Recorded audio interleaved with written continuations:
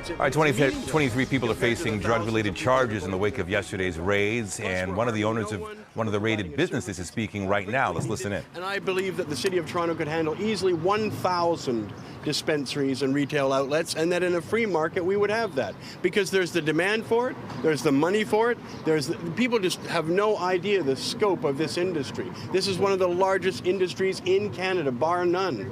And it takes into fact that millions of people consume cannabis and hundreds of thousands of people produce it and sell it. It is a gigantic industry, and we're not going to have it taken away from us or usurped from us by various government agencies. Marc, we're live on CP24 right now.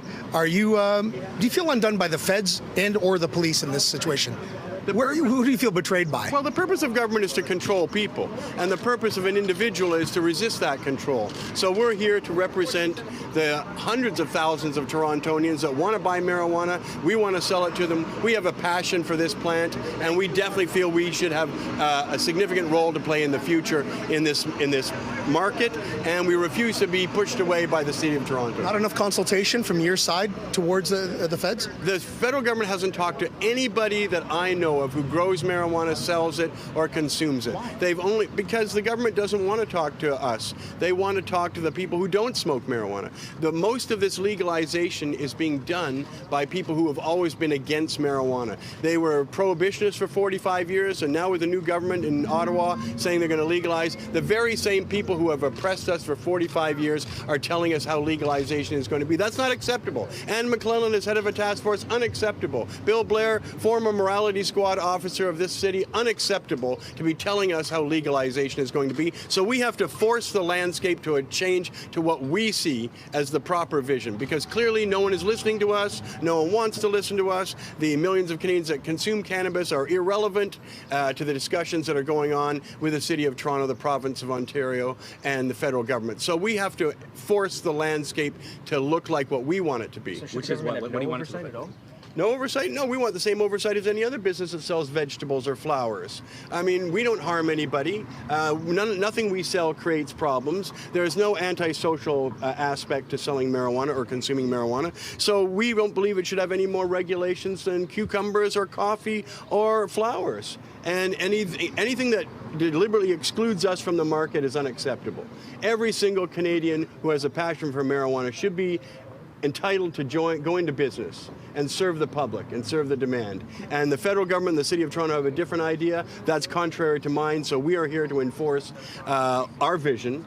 One little shop, telling people this is what legalization looks like. Because in my opinion, this is what legalization looks like. It's not the vision that the federal government has to give us. It's not the Ontario government's vision to give it to us in liquor control board outlets. Ridiculous, fantastic, stupid ideas like that. They want to hand it over to their cronies, their friends, the people they can regulate and control, who represent a voter bloc, but not the voter bloc of cannabis consumers. So we have no intention of giving in, and they may have to come and take me away to even show me that they mean business, because Marc, we mean business too. Tell me about the optics of the raids. Talking to people yesterday that said the footage of those raids and the ones a month ago already looked dated, similar to what the chief was apologizing to, visually apologizing to the gay and lesbian community yesterday for the bathhouse raids 30 years ago. That the footage that we're seeing from those raids last month and yesterday looked dated already. An apology should be made. Do you agree with that? Well, they're identical. Operation Soap and the current Operation Claudia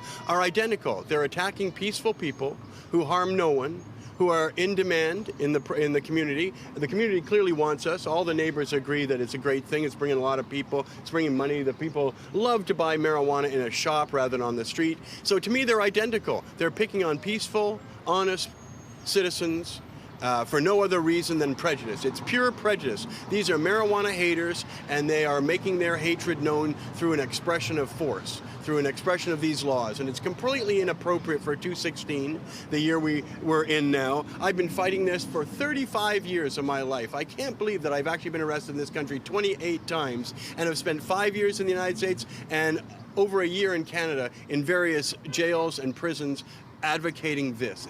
It's way time for this to be over. We should not even be discussing this in 2016. Marijuana is one of the most beneficial plants on the planet. It doesn't harm anybody. It presents a great deal of good, and we intend to push our vision of what legalization should look like What is your vision here, if you could describe to us? What's your ideal vision? Simple. Anybody who loves marijuana and has a passion for it should be able to grow it, sell it, and consume it, and without any kind of exclusion.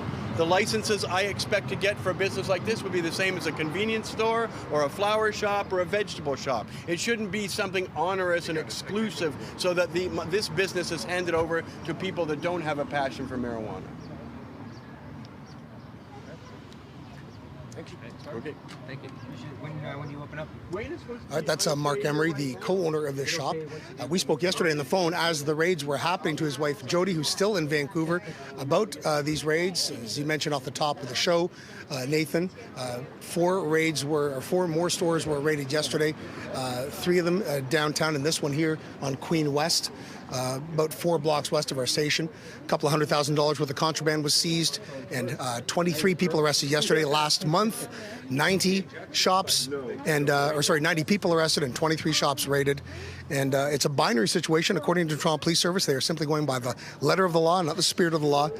They will continue to do these raids as per zoning bylaws from the city's Municipal and Licensing and Standards Committee, and that's where we stand until the federal government clears things up when it comes to marijuana legalization. That's it for now from Cannabis Culture. Back to you. All right. Thank you, George.